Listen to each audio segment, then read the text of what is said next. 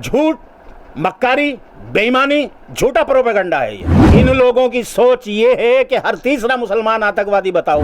इन्हें खतरा ये है कि हमारी हुकूमत को भी अगर बाहर उखाड़ के फेंक सकते हैं तो यही तबका है, इसलिए इस तबके को उस वक्त से पहले इसका सर कुचलने की कोशिश की जाए। कि ये मदारिस के उलमा ही हैं जो मुसलमानों को मुसलमान बनाए रखे हुए हैं। तो ये उन लोगों को चिन्हित करना चाहते हैं जो मदरसों को इस मुल्क के लोग चंदा देते हैं ताकि फिर उनकी एक एक की गर्दन ऐसे दबोचे। असल इनका मकसद है, इसलिए जो है ये मदरसों के रिसोर्सेज को मालूम करके उन लोगों की गर्दनें दबोचना चाहते हैं जो मदरसों को चंदा देते हैं। इसलिए मदरसों वाले पूरी ताकत के साथ इस हुकूमत से लड़ेंगे।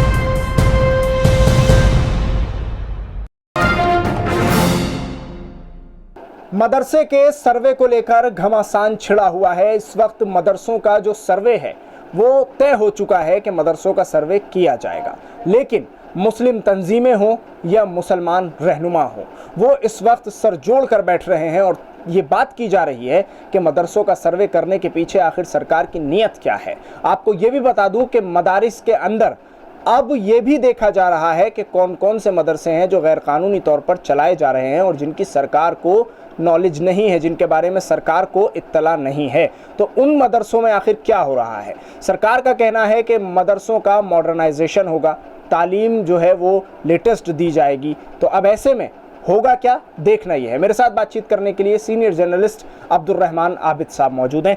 आबिद साहब, सबसे पहले आपसे ये जानना चाह रहा हूँ कि सरकार आखिर चाहती क्या है, मदरसों में सर्वे कराना क्यों चाहती है, आप क्या समझते हैं इसके पीछे?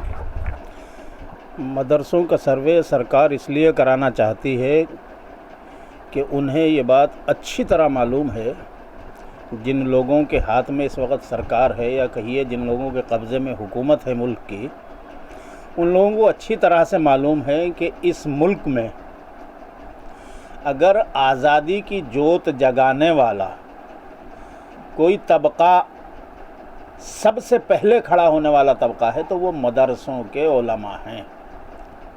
1860 के ज़माने से लेकर के, बल्कि 1857 से और पहले से, दिल्ली से जब बिगुल बजाता तो पहले मुफ्ती सदरुद्दीन अज़रुद्दा, अल्लामा फजल हक खैराबादी वग़ैरह ये तमाम उलमा ही थे। शाह अब्दुल अज़ीज़ साहब जो हज़रत शाह वलीउल्लाह के साहिबजादे थे, सबसे पहला फतवा अंग्रेज़ों के ख़िलाफ़ उन्होंने दिया था। वो मदरसों के सबसे बड़े इस मुल्क के हीरो थे। तमाम मसलकों के लोग, चाहे वो देवबंदी हों, बरेलवी हों, अहले हदीस हों, जमात इस्लामी वाले हों, कोई भी हों, हदीस के मामले में इनके इमाम जो है इस मुल्क में हज़रत शाह वलीउल्लाह हैं और शाह वलीउल्लाह के जानशीन और साहबजादे उनके शाह अब्दुल अज़ीज़ थे, जिन्होंने सबसे पहले अंग्रेज़ों के ख़िलाफ़ फतवा दिया है। और मौजूदा हुकूमत में बैठे हुए लोग जो हैं वो अंग्रेज़ों के सबसे बड़े वफ़ादार चाटुकार हैं। तार वहाँ से मिलते हैं असल। तो ये अंग्रेज़ों की जितनी मुखालिफ ताकतें इस मुल्क में हैं, चाहे वो मदरसों में हो, चाहे वो मस्जिदों में हो, चाहे वो सड़कों पे हो, या सियासी पार्टियों में हो, या समाजी तंजीमों में हो, ये अंग्रेज़ों की मुखालिफ तमाम ताकतों का सर कुचलना चाहते हैं। वजह उसकी ये है कि ये अंग्रेज़ों के चाटुकार वफ़ादार रहे हैं और आज भी ये उन्हीं के एजेंडे पर अमल कर रहे हैं। मुल्क को बांटना, मुल्क को तोड़ना, मज़हब की बुनियाद पर या मज़हब का नाम लेकर लोगों के बीच नफ़रतें और दुश्मनियां पैदा करना अंग्रेज़ों का भी काम था और इनका भी वही काम है जिस पर ये पिछले 8 साल से बहुत ताकत के साथ काम कर रहे हैं और उसमें बड़ी हद तक कामयाब भी है। तो फिर ये बात क्यों आ रही है कि जो मदरसे हैं उनमें जो तालीम दी जा रही है वो मुसलमान बच्चों का भविष्य ख़राब कर रही है, वो मुसलमान बच्चों को आतंकवाद की तरफ ले जा रही है? मुझे ये बताइए, जब इस मुल्क पर अंग्रेज़ों ने कब्ज़ा किया था, इस मुल्क की हुकूमत पर, तो अंग्रेज़ हर मामले में कोई मामला, एक मामला मुझे ऐसा बता दीजिए, एक मसला कि जिसमें उन्होंने ये कहा हो कि हम हिंदुस्तानियों के ख़िलाफ़ काम कर रहे हैं। वो हर मामले में ये कहते थे कि हम हिंदुस्तानियों का इस तरह से भला करना चाहते हैं, हम इस तरह से इनकी उन्नति करना चाहते हैं, इस तरह से इनका विकास करना चाहते हैं, इस तरह से इनका फ़ायदा करना चाहते हैं। लेकिन नतीजा क्या हुआ? सारा हिंदुस्तान लूट कर खसोट कर ले गए 7 समंदर पार। वही काम ये सरकार कर रही है। हर मामले में नारा लगाते हैं कि हम गरीबों का विकास कर रहे हैं, सबका विकास कर रहे हैं, हम गरीबों को ये दे देंगे, हम इलाज करा देंगे, मुफ्त दवाई दे देंगे, मुफ्त एजुकेशन दे देंगे, कारोबार दे देंगे, नौकरियां दे देंगे, इतना रोज़गार दे देंगे, इतनी कमाई देंगे, दवाई देंगे, पढ़ाई देंगे। लेकिन सच्चाई क्या है? सच्चाई ये है, लोगों के हाथ में इन्होंने कटोरा दे दिया। बीमार लोग जो है मजबूरी में तड़प के मरने को मजबूर हैं, अस्पतालों के बाहर तड़प के लोग मरते हैं। और साहब, पढ़ाई का जो हाल है वो आप देख रहे हैं कि सारी यूनिवर्सिटीज़ के इन्होंने जो है बजट घटा दिए हैं और गरीबों पर स्कूलों के दरवाजे बंद कर दिए हैं। सरकारी स्कूलों को ये बंद करते हुए जा रहे हैं, सरकारी स्कूलों में फ़ीस लगा रहे हैं, मास्टरों का आगे जो टीचर्स हैं उनको तकर्रुर नहीं दे रहे हैं। लेकिन वो कह रहे हैं कि मदरसों को हम अच्छा करेंगे, मदरसों के लिए काम करेंगे। अब मैं वही तो कह रहा हूँ कि बेसिकली जिस चीज़ का चौकीदार बना करके आपको पब्लिक ने बैठाया है, आप उसमें तो लूट मचाई कर रहे हैं, आप उसको तो बर्बाद कर रहे हैं। और आप कह रहे हैं कि नहीं, पड़ोसी के घर को मैं आबाद करूँगा, जिसके लिए आपको कोई जिम्मेदारी नहीं दी गई। आपको ना कॉन्स्टिट्यूशन ने वो राइट दिया है, ना समाज ने वो राइट दिया है। लेकिन आप ज़बरदस्ती के नहीं, इसका मैं भला करूंगा, इसकी मैं उन्नति करूंगा, इसको मैं ठीक करूंगा। और जो जिम्मेदारी आपको दी गई थी उसको आप लूट के, खसोट के, बर्बाद करके उन लोगों को तबाह बर्बाद कर रहे हो, उन काम को ख़राब कर रहे हो। आपने एजुकेशन का बेड़ा गर्क कर दिया। आपने जो है तमाम सरकारी स्कूलों के दरवाजे गरीबों पर बंद कर दिए। सरकारी स्कूलों में फ़ीसें भारी भारी लगाने का काम आपने शुरू कर दिया। सरकारी स्कूलों को बंद करने का काम आपने, हज़ारों की तादाद में मुल्क में स्कूल बंद हो चुके हैं और लाखों की तादाद में बंद होने हैं। अभी आप देखिए, क्या मदरसों पर सरकार का बस नहीं चलेगा? यही तो है असल चीज़। आप असल सवाल पे अभी आए हैं ना। बताइए। इस सरकार को ये बात मालूम है कि चूंकि जो मदरसे हमसे एक नया पैसा नहीं लेते, अच्छा, और वो किसी तरह का कोई भी हमसे कोई ताउन लेने के लिए तैयार नहीं है, अपना मांग के लाते हैं, अपना बच्चों को जैसा कैसा रूखा सूखा खिलाते हैं और पढ़ाते हैं, तो वो आज़ाद मनुष्य लोग हैं। वो बोरियों पर, चटाइयों पर बैठ करके, नीचे ज़मीन पर बैठ करके पढ़ने पढ़ाने वाले आज़ाद फ़कीर मनुष्य लोग हैं। और उन्होंने ही इस मुल्क से निकाल बाहर किया था अंग्रेज़ों को। इन्हें ख़तरा ये है कि हमारी हुकूमत को भी अगर बाहर उखाड़ के फेंक सकते हैं तो यही तबका है, इसलिए इस तबके को उस वक्त से पहले इसका सर कुचलने की कोशिश की जाए। लेकिन अब जो मांगने वाली बात आप कर रहे हैं कि लाते हैं और कहीं से भी लाते हैं, अब उस पर भी पाबंदी है, नहीं ला सकते हैं? जी, वो इनका सर कुचलने के लिए वो फिर बहाने हैं, वो रास्ते बनाए जा रहे हैं कि साहब आप कहाँ से लाएं। अरे आप क्या, आप झाड़ू फेर रहे हैं? आप भुट्टे भून रहे हैं हुकूमत में बैठ करके, या चना भून रहे हैं? भाड़ की भट्टी खोल रखी है आपने सरकार में बैठ करके, आपको पता नहीं है कहाँ से ला रहे हैं? आपकी आंखें बंद हो जाती है। आप नहीं देखते रमज़ान के महीने में जो है हज़ारों लाखों की तादाद में जो है वो मदरसों वाले झोला गले में डाला और हर मस्जिद में जो है 100 की तादाद में ऐलान करते हैं और बैठ जाते हैं लाइन लगा करके। कोई 10 रुपये, 50 रुपये, 100 रुपये, 200 रुपये, 500 रुपये, 1000 रुपये वहाँ लोग उनको देते हैं। उनका कहना है विदेश से लाते हैं। झूठ, मक्कारी, बेईमानी, झूठा प्रोपेगेंडा है ये। नहीं आता विदेशों से। इस मुल्क में जो इस वक्त लोग हुकूमत कर रहे हैं, आरएसएस वाले लोग हैं, आरएसएस की ज़हनियत के लोग हैं, बीजेपी के लोग हैं, सारे वही हैं। इन लोगों की सोच ये है कि हर तीसरा मुसलमान आतंकवादी बताओ, हर मुसलमान को आतंकवादी कहो, हर मुसलमान को पाकिस्तानी कहो, हर मुसलमान को बाहर से लाने वाला कहो। हाँ, मुसलमान बाहर से लाते हैं, करोड़ों अरबों की तादाद में लाते हैं, मजदूरी करके लाते हैं। गैर मुल्कों में लाखों लाख मुसलमान, खलीज में, गल्फ़ जिसे हम कहते हैं, गल्फ़ ममालिक में लाखों लाख मुसलमान जो है मेहनत मजदूरी कर रहे हैं। इंजीनियर भी हैं, डॉक्टर भी हैं, मजदूर भी हैं, सब तरह के लोग हैं। वहाँ मेहनत करते हैं, सुबह से शाम तक कमाते हैं, ला कर के इस मुल्क को वो देते हैं असल बैरूनी करेंसी, डॉलर जो इस मुल्क को दिया जा रहा है, जिससे आप अपना सरमाया और अपनी जीडीपी बढ़ा रहे हैं और जिससे आप अपनी जो है इंटरनेशनल गुरु बनने की बात कर रहे हैं। वो सरमाया है मुसलमानों का, वो मुसलमान वहाँ से कमा के ला रहे हैं और आपको ये भी बर्दाश्त नहीं है कि वो मुसलमान वहाँ से क्यों ले आए।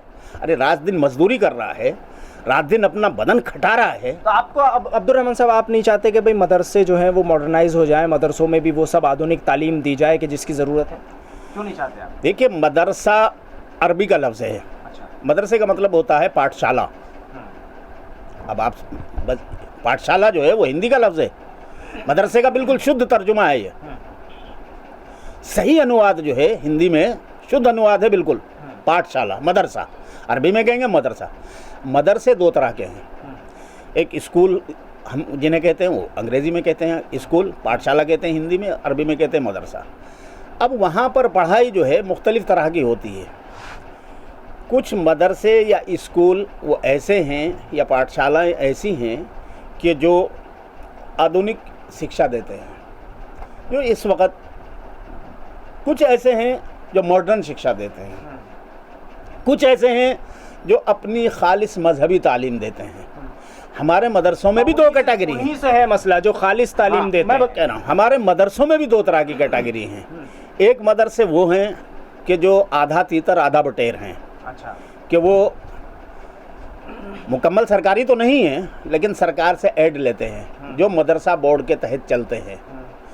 तो उन पर जब वो मदरसा बोर्ड के तहत रजिस्ट्रेशन करा रहे थे, मैं उस वक़्त भी इसकी मुखालफत करता, मैं ही नहीं करता था, इस मुल्क के तमाम जिम्मेदार बड़े उलमा और बड़े मदारिस और बड़े इदारों वाले लोग करते थे कि भाई ये इसमें जो है मदरसों को नहीं शामिल होना चाहिए मदरसा बोर्ड में। इसलिए कि जब आप गवर्नमेंट का पैसा लेंगे तो लाजमी बात है कि जब आप गवर्नमेंट का पैसा लेंगे तो गवर्नमेंट के रूल्स को अपने ऊपर फॉलो करना पड़ेगा। फिर तो गवर्नमेंट जो आपको सिलेबस देगी वो भी पढ़ाना पड़ेगा, जो ज़ाब्ते बना के देगी वो भी फॉलो करने पड़ेंगे, जिससे रोकेगी उससे रुकना, और जिससे रोकेगी उससे रुकना भी पड़ेगा, जो कहेगी वो करना भी पड़ेगा। एक आखिरी चीज जल्दी से बताइए, ये जो कहा जा रहा है कि मदरसों से आतंकवाद फैलता है और मदरसे आतंकवाद की तालीम देते हैं, मुसलमान बच्चों को आगे जाकर आतंकवादी बनाते हैं, इस पर आखिरी जवाब आपसे। ये थोड़ा सा तफसील तलब है मामला, ये जल्दबाजी का नहीं है। असल मसला क्या है, एक तो वो पहलू है जो मैंने शुरू के सवाल के जवाब में आपको बताया। एक दूसरी चीज़ आप जो देख रहे हैं कि इस मुल्क में पिछले 8 साल से सिवाय हिंदुत्व के, हिंदुइज़्म नहीं कह रहा हूँ, हिंदू धर्म नहीं कह रहा हूँ, हिंदुत्व के सिवाय तमाम धार्मिक सोच और अप्रोच का भी सर कुचलने की कोशिश की जा रही है। आप वो जैनियों का नाम नहीं लेते, बौद्धों का नाम नहीं लेते, सिखों का नाम नहीं लेते, लेकिन बग़ैर नाम लिए हुए सबके सरों पे जूते समेत जो है वो खड़े हुए हैं और हर एक को दबा रहे हैं जहाँ मौका मिलता है, और सबसे ज़्यादा दलितों पर, लिंगायतों पर, दलितों पर, सिखों पर, बौद्धों पर, जैनियों पर, किसी को बख्शा नहीं जा रहा है। सिर्फ हिंदुत्व की चाहते हैं कि इस मुल्क में हर तरह से मुसल्लत कर दिया जाए हिंदुत्व को, और हर कोई हिंदुत्व का ग़ुलामी कबूल कर ले। जो हिंदुत्व की ग़ुलामी कबूल कर लेगा वो ठीक है, रहे, लेकिन रहेगा हमारी शर्तों पर ही ग़ुलाम की तरह। ये है असल खेल। आज़ाद मदारिस जो हैं वो इस शर्त को इनकी न मानेंगे, न मान रहे हैं, और न इंशाअल्लाह आइंदा मान सकते हैं कभी भी।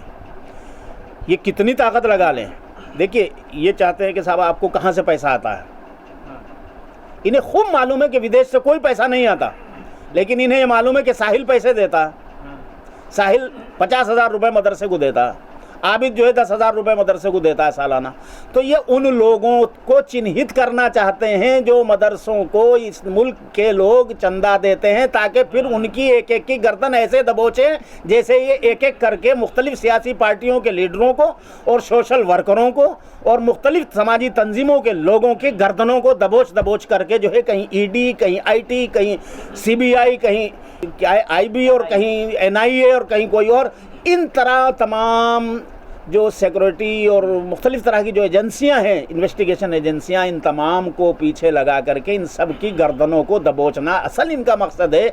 इसलिए जो है ये मदरसों के रिसोर्सेज को मालूम करके उन लोगों की गर्दनें दबोचना चाहते हैं जो मदरसों को चंदा देते हैं। इसलिए मदरसों वाले पूरी ताकत के साथ इस हुकूमत से लड़ेंगे और हरगिज़ ये नहीं बताएंगे कि हम एक एक आदमी का एड्रेस और आप शनाख्त आपको बताएं कि कौन कहाँ से हमें क्या दे रहा है। आपको बहुत शौक़ है, आप जा कर के खुद पता कीजिए ना।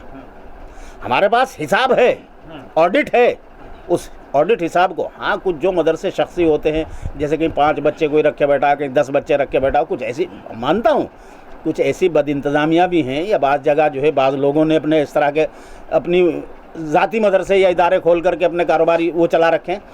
उन बदइंतज़ामियों को ठीक होना चाहिए, लेकिन जो रियल मदारिस हैं, असल टारगेट वो हैं। दारुल देवबंद का सिस्टम हो, या नदवा का सिस्टम हो, या जामिया सल्फिया बनारस का हो, या जामिया अशरफिया मुबारकपुर का हो, या फिर शिया मसलक का जो पूरा एक सिस्टम है पूरे मुल्क में, उनके जो मेन मदारिस हैं असल तमाम निशाने पर हैं, वो असल निशाने पर हैं। क्यों निशाने पर? इसीलिए हैं कि ये मदारिस के उलमा ही हैं जो मुसलमानों को मुसलमान बनाए रखे हुए हैं, और इनकी चाहत यह है कि मुसलमानों को मुसलमान नहीं बेईमान बनाओ। बेईमान बनाओगे तो एक सेकंड में जो है इधर से उधर हो जाएंगे, नहीं होंगे तो उठा के जो है गर्दन दबो चीरो कर दिया। अब इन बोरिया नशीनों का क्या बिगाड़ लेंगे? ठीक है, शुक्रिया अब्दुल रहमान आबिद साहब बातचीत करने के लिए। हमारे साथ सीनियर जर्नलिस्ट अब्दुल रहमान आबिद इस वक्त मौजूद थे। उन्होंने साफ लफ्ज़ों में कहा है कि सरकार से मदरसे वाले पूरी हिम्मत और ताकत के साथ लड़ने को तैयार हैं। दिल्ली से कैमरा पर्सन नाजिम के साथ न्यूज़ MX के लिए साहिल नकवी।